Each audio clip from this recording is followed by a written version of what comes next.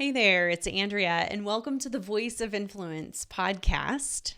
Today I have with me Rosanne Moore, and we're going to discuss the conversation that I had with Dr. Diane Langberg last week about her book, Redeeming Power.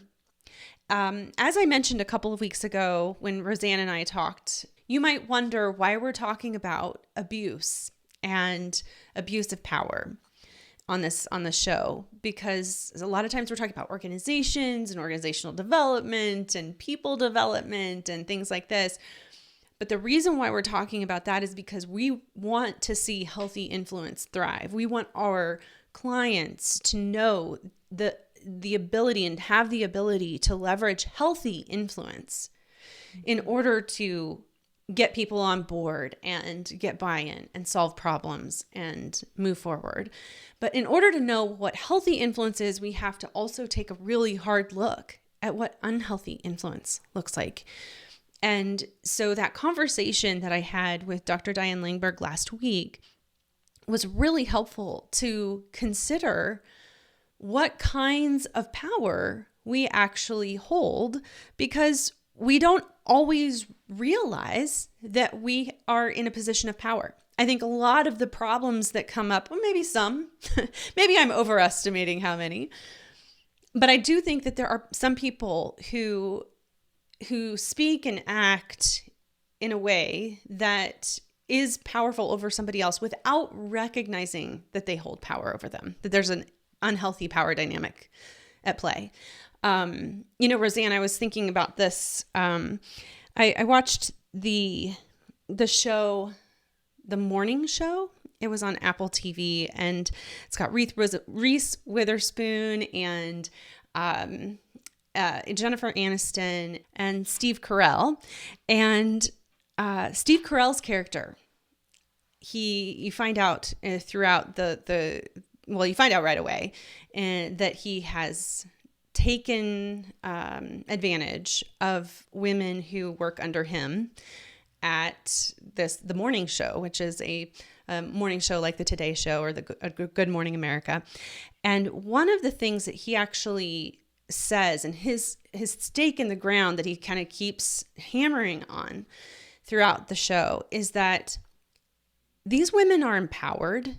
They can say that they don't want to do something. They made this decision.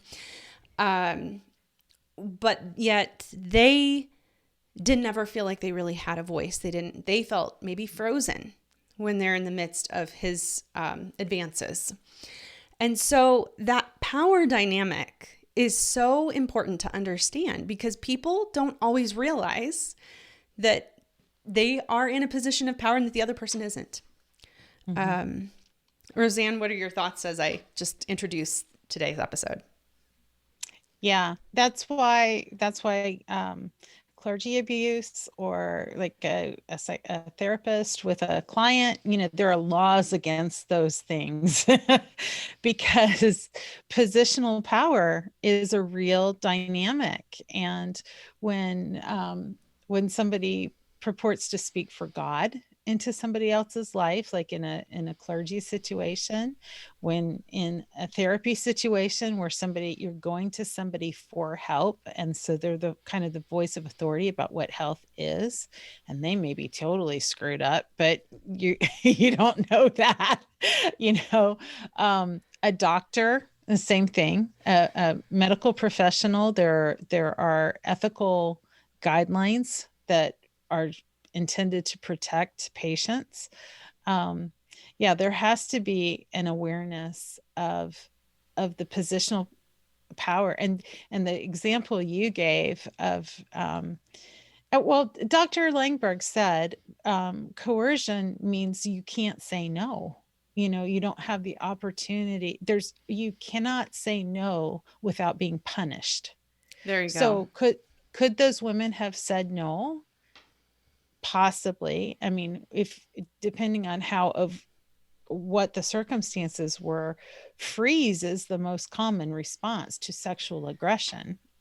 So there's a physiological reality of not being able to say no that people often don't understand. And that is actually something that I could relate to when we were talking with when I was talking with Diane, and I shared just my experience of childbirth and how I had gotten to that place where my voice was frozen so much that I couldn't actually tell the doctor that nobody is giving me pain medicine while you're stitching me, while he was stitching me up. So he was stitching me up. I had not had any pain medicine. I couldn't say it. I just sat there and took it. And so I get it. I get that. You don't always have the voice, even though no matter how strong you are, how empowered you are in other circumstances, when you have been taken advantage of, or when you've experienced trauma of some kind like this, I mean, you can't just say it. And so we all have to see this for ourselves. So Diane mentioned other kinds of power that I think we should just touch on real quick, Rosanne. And one of them in particular that I thought was interesting was the power, like the verbal power, to be able to debate somebody and crush them in a debate, whether that be verbal or knowledge, both of those two things. I was like, oh yes, this is so true. I've seen this in myself where I can overpower somebody in a debate, in a conversation, and there were times when I'd feel really good about it afterwards because I thought, yeah, they just came over to my side. But in fact, they probably hadn't. They probably just were like, I give up. I'm not going to bother with this person. I'm out. And I had overpowered them with verbal and knowledge, verbal power and knowledge power, which isn't fair. And these are things I think we need to be aware of. And I think the other thing that she said in conjunction with that was really important is not only are we often not aware of our own power, but we're more aware of our sense of powerlessness. And so then we seek to empower ourselves. Yeah. And so and relate to what you're saying, often I'll be in a situation where I feel powerless. And so then I will use words and I will use passion to regain my sense of power by overpowering somebody else in a conversation. And thing that I've had to be aware of, I think there was a situation where you called me out on that several, I don't know, 5 or 6 years ago. And that was probably, that just kind of reinforced to me that was something I needed to be more aware of, that I was not always, even if I thought I was holding back, if the other person was a person who was not very verbally adept, that I may not be really passionate in the moment, but I needed to give space for them to respond, maybe in writing rather than in an actual verbal encounter. So that they didn't feel overwhelmed by me. We can sting each other. We can, so easily. Yeah. I think about this with the deep impact method too. And when we're working with a client and talking about, when I'm talking about this with a group, I'm like, how many of you have ever experienced feedback as a weapon where somebody has used feedback to hurt you? And everybody sits there and goes, yep. And we've done it too. We've probably also done it. And we can withhold as a weapon too. That's the other thing. That was the other thought that I have is people who feel powerless often use withholding as a way so it becomes a passive aggressive or a covert aggression thing. So kind of like what we talked about with Helena when she was the guest. So it can go either way where we can in our sense of weakness, not do something, not engage openly, but undermine behind the scenes and hold power that way. I can remember Dr. Larry Crabb talking about his realization that just the expression in his eyes, whether he made eye contact and how he made eye contact could be a use of power. Either of affirmation or withholding. And I remember hearing another man talk about how he could punish his wife by simply avoiding her gaze, like when she would try to engage him and he would just be distant, and he could punish her if he was irritated by her by doing that. So, yeah, knowing the power that we hold and also recognizing in ourselves the way that we punish people when we're upset with them is and often we may not think of it as punishing so much as protecting ourselves in the moment, but if we're really honest, it goes beyond it can go beyond protection. There's a place for that. There is a place for that if someone's unsafe or if things need to calm down. um, but if that's a prolonged thing where you're getting back at someone because you're upset with them, that's a whole nother deal. So, Rosanne, you have listened to the conversation that I had with Diane. Mhm. What are some of the things that really stood out to you about that conversation? Well, it's just so true that we want to rush through pain, our own, other people's, um, that we want to believe evil or loss is less than it is. That that we define ourselves as being strong as somehow being unaffected by what should affect us, and that's just not. Can you just say That's that not. again? We have this false definition of strength as being unaffected by things that do and should affect us. We should be affected by evil. We should be affected by loss. When someone that you love dies, that should affect, like, if you love them, it's going to affect you. That's a byproduct of loving. And so the idea that I have a friend right now who just a few months ago lost her son very unexpectedly, and she's getting all of this pressure to just kind of go back to life. We have a mutual friend, Kim Burke, who wrote a beautiful book called The Schema of the Soul, about her experience with losing her son in a tragic car accident, and how people expected at 6 weeks that she was supposed to just go back to life as normal, and that they saw it as a sign of weakness, that at the point when the numbness was just starting to wear off and the pain was really beginning to hit, that she wasn't fine. Well, that's that's not even real, you know, but we're so uncomfortable with the idea of pain, and we're so afraid of our own pain and other people's, that I think we try to, oh, well, Dr. Langberg was talking about that. We try to push people into behaving as if they're fine, and instead we make them shut down. Hmm. So she talked about talking, tears, and time being necessary Right. elements of healing. So, Rosanne, you've worked with a lot of women who have experienced trauma. How does talking, tears, and time, how have you seen that actually play out? I'm actually in the midst of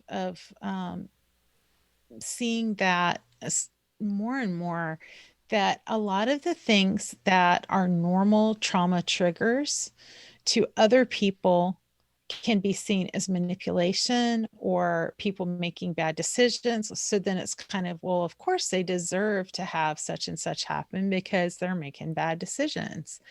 And they are, to a certain degree, making bad decisions, but there's a failure to recognize the impact of what they've been through, and that they're in survival mode, and that actually the very things Dr. Langberg talked about, this, the very things that they're doing that look counterproductive are the normal reaction to being overwhelmed by something that was horrific, that is too much for a human being to bear because it's not what we were made for. There's so much that goes on beneath the surface, and we have to It recognize is. that. Yeah. Instead of judging people for the immediate top thing that's happening, oh, there's so much more that can be going on. Yeah. And that's one of the things I guess in a situation I've been working with lately, I've been really asking the question because a decision will be made, something will happen. And my question immediately is, was there a trigger? What's actually happening here? Instead of assuming this was a lack of consideration, or assuming that the other person is filtering this same information that I am. I mean, I think part of it too, I have a child who's on the autism spectrum, and one of the things that I learned very early on was he sees the world differently. Like the way that he processes the world is just different. And so I learned when he did something that I'm thinking, what on earth were you thinking? To to say, hey, what were you thinking when you did this? And he always has a logical explanation for what he's doing. Now he's leaving out pieces of information that a more neurotypical person would have given precedence to. Okay. um, but he has a reason for it. He's not just being difficult. And that was something that I had to learn as a mother. And so, and it's something even now I still have to find the balance between letting him be who he is and not constantly feeling like I have to correct him and try to change him to be like me. And I think that's something we have to realize too. And that's part of why the deep impact method is really good, of being able to hear where the other person is coming from. Because one of the things, my brother, I have a brother and sister-in-law who've adopted 4 children out of foster care, and one of the statements that's in the training for becoming a foster and an adoptive parent is, um, oftentimes the behavior that that makes you so angry, if you knew what the trigger for it was, would instead break your heart. That is And I think so that's important. often true. Even with adults, that's often true. Yeah. When I, yeah. So, Yeah, I think that when leaders are frustrated with somebody and they're sitting there going, "Oh my gosh, there's such a problem mm-hmm, situation. It's a problem person and they're causing me so much frustration." You should immediately go to, I wonder what's going on. Like, what's really mm-hmm, going on here? If we could ask that question before anything else and stay curious about that, as we've been taught, you and I both, by Larry Crabb, mm-hmm, staying curious about that, we can get to a much deeper impact than we ever could by just calling them bad, handing out some sort of repercussion. I mean, maybe there is a accountability that needs to happen, but if we can do it in love, I mean, that's what love does. It asks, what's really going on mm-hmm, here? mm-hmm, mm-hmm. And that's not to say that the person who's struggling gets a pass. That's right. It may be that there needs to be, like, you find out what's going on and you say, okay, what do we need to do to help you do what needs to happen? And I think all of us, because when we're in pain or we're grieving or whatever, we can hit a point where we're overwhelmed and we can just want to unplug and not show up in ways that we need to. So there is a balance to that. There were times during the aftermath of my divorce and when things were really, really difficult, when I would have loved to have been able to just disappear, but I had 4 kids. So I had to get, I had to work, I had to parent, you know. Um, but I think that's one of the things too, in order to build that resilience, when you're in that situation, when you're the one hurting, whether as a caregiver or as somebody who's been through trauma. I thought what Dr. Langberg said about realizing the need to build in beauty, to build in an antidote to the suffering, was really important. Mako Fujimura, the very acclaimed and talented artist, shared that a few weeks ago. And that's, I think, one of the things that I love about his books, that it reminds me that beauty is a necessity. It's not like the cherry on top. It is a necessary part of being human. I really appreciated that from both of these guests as well. It Yes. really made me think. I know how much more present I feel when I'm able to appreciate beauty. Or maybe I'm appreciating beauty because I'm present. I don't know, but the impact that has on the freedom that I feel, which also reminds me of Effortless, the book that Greg McKeown wrote, and my conversation with him recently, because it's so I love that this is a kind of a theme right now, that maybe everything can be lighter.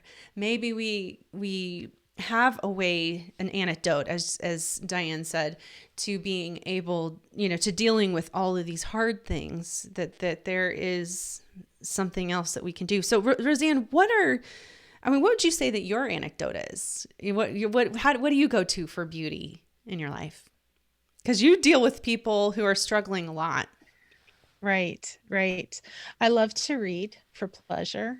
I mean, I love to read, period. But at the worst of like at my most stressful times, I try to make sure at least once a month that I have what I call a nesting night, where I have a lot of sensory stimulation. So I have, scented candles. I have a nice a long soak in the tub with bath salts. I have a good book. I have classical music that is calming, or maybe some Andrew Peterson. He's a favorite artist of mine. So I try to make sure that I'm putting into my senses beauty and rest and rejuvenation. I also love to sew, and I particularly love to sew patchwork. And the reason for that is the patchwork part of it is I love the idea of taking worn out, thrown away, like discarded pieces, and creating something new and beautiful out of them. And I love to sew because my mom always said sewing is the one thing a woman does that doesn't have to be done over. Like, you do the dishes, you have to do them again the next meal, you make the bed, you have to make it the next day. Once you sew, like, it's done and you got it to look at. That's So cool. those are some things for me. I Yeah. love that. So Roseanne, one of the things that Diane mentioned, speaking of taking care of yourself, one of the things that Diane mentioned was that whistleblowers have to take care of themselves, and that's a tough position to be in, to have to say, what, this is wrong. And yet, what I loved about what she said, you are worth protecting. Do you want to expand on that a little bit? Because I'm sure you have some really good thoughts. I just thought that was such a wonderful statement, because I think for me, my tendency is to think, well, what's the right thing to do, and just go do it. It makes sense to minimize the damage. It makes sense. You are worth taking care of, and that's not selfish. And I mean, it can be, there would be selfish ways of doing that. But what she was talking about was giving yourself the best opportunity to actually affect the change that you want to see happen, so that you're not destroyed and silenced. And I thought that was so wise, because I know there would have been a time when I would have looked at women who were in abusive relationships and said what is so often said, well, if it's that bad, just leave, Right. And one of the things that we do in Lifeline is we help a woman prepare to leave in strength. Because a lot of times, not only, first of all, you don't want her to get killed, but you also don't want her to lose her children if she has children, or you don't want her to end up economically devastated, or have her health ravaged by it being such a brutal leaving. And so I really resonated with that, because that's really what Lifeline, why I created Lifeline, was the things that I wished I had known. I mean, I did prepare, but there were so many things I didn't know. So I wasn't able to prepare as thoroughly as if I had it to do over again, I would would be able to do. And so I think that's really valuable to recognize you are worth it. If you're a mom with kids, your children are worth it. If you're in a company, your coworkers, like some of them may be struggling with it. They may not have the same knowledge you have, and they may come forward. Others may be waiting to see if somebody else has the courage, and then they'll join you. Mm. Um, but even Maybe. if you do it, the majority will not. Let's be honest. The majority will not. The majority will protect their own interests in the status quo. But they're for the person who wants to maintain their integrity, who really cares about what is right and what is true, and people who will be hurt if they remain silent. Um, because that what she said about, ultimately, if you have that kind of knowledge of injury that's going on and you remain silent, then you are collaborating with that, whether you realize it or not. um, if you can prepare well so that you have the best chance of being heard and of not being destroyed in the process, I think that's really a wise way to approach things, to slow things down and to do that, take the time to do that. You in Lifeline, you broke it down into some different categories. And Mm-hmm. I'm wondering if you would share those 6 different categories with our audience now, because whether your situation is about leaving an abusive marriage or if it's about whistleblowing at work, I'm wondering if some of these categories, like it might jog Mm-hmm. people's thoughts and creativity on, well, what do I need to prepare ahead of time for? So what are those categories? Sure, that yes, there would be some overlap of application. The first thing we do is looking at immediate safety concerns. That's not only physical safety in the case of a domestic violence, but also psychological safety. How do you prepare mentally so that you don't get manipulated? Um, so that's the first thing we look at. The second thing that we look at is the financial considerations. How do you prepare financially? Then who thinking about who the people are that, well, actually, I'm probably doing these out of order. I think the third one is actually looking more in depth at the psychological dynamics. What are the psychological dynamics, and how do I not get manipulated? How do I communicate in a way that doesn't draw me in to get injured by the other person, to give them opportunity to do more harm? And then who are the people, in the case of a domestic situation in the court system, who are the people that I'm going to need on my team? But that would apply in a business situation too. What kind of team do you need to build? I would get a therapist. I would build relationships with people outside the organization that can help support you. An attorney would be good, depending on what the situation is. So, yeah, so thinking through, who do I need on my team? Okay. And so then also, kind of from knowing who are the people that you need on your team, then you also want to look at, how do I build my case? Because when you're whistleblowing, you are actually coming against an image. You're not just exposing what's actually going on. There's a carefully constructed image that you're having to topple in the process. And so how do I build my in a way that shows that I am credible and that I actually have evidence of that what I'm saying is true? And to give the best chance of being heard and of protecting my reputation in the process. And then the for those who have children, even if you're a whistleblower, you want to think through, how do I protect my kids from the fallout of this? I mean, when I think of situations where there are whistleblowers, sometimes threats get made against families, and Social media things can become an issue. Yes, exactly. So you want to kind of think through those things. How do I protect my kids in the process? Yeah, Those are that's really good good, Andrea. I hadn't categories. thought about that, but you're right. Those categories do apply well outside the family court system to any kind of situation where you're being a whistleblower.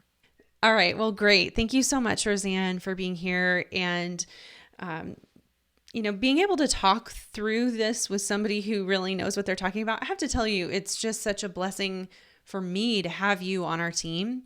You are really good at not just articulating and editing and all the other wonderful things that you help me with, but also your expertise in this area of healthy and unhealthy influence is so incredibly valuable to both me and to our clients and to this audience. And so I just wanted to say thank you. Well, I appreciate being here, and I always love working with you. I appreciate the fact that you walk what you talk about, that you live that. Rosanne, let's tell them, how can they find Lifeline if somebody is in a situation or they know somebody else who's in a situation? What is that situation exactly? Why would somebody want to come and get those free resources or just go ahead and purchase Lifeline? Right. So Lifeline would help whether you're evaluating your relationship and trying to figure out what to do with it in an intimate relationship, or whether you're actually in the process of a divorce and you're trying to figure out how to solidify and strengthen your position. Lifeline was created for navigating the family court system for in the case of abuse or coercive control. And so it is a 6 module course, and there are worksheets that help you apply to your specific circumstance, because we don't want to just we're not here to tell you what we're all about. Building your voice, releasing your gifts. You're the expert on your situation, but it can be overwhelming. So it's the attempt is to take some of the overwhelm away and make it more manageable and more organized, so you can think through in pieces. And yeah, the course will help you. It's $25 for a year's subscription, one time fee for a year's subscription. There are some free resources that you can sign up and evaluate first if you want. And but yeah, you can go to voiceofinfluence.net slash lifeline, or you can look in the show notes of this episode. All right. Thank you so much. And everybody out there listening and watching, we're just so grateful for you. We really do believe in you. We believe in you. We believe in what you have to contribute. We believe in your being. And so we just want to let you know that we really believe that your voice matters. Bye for now.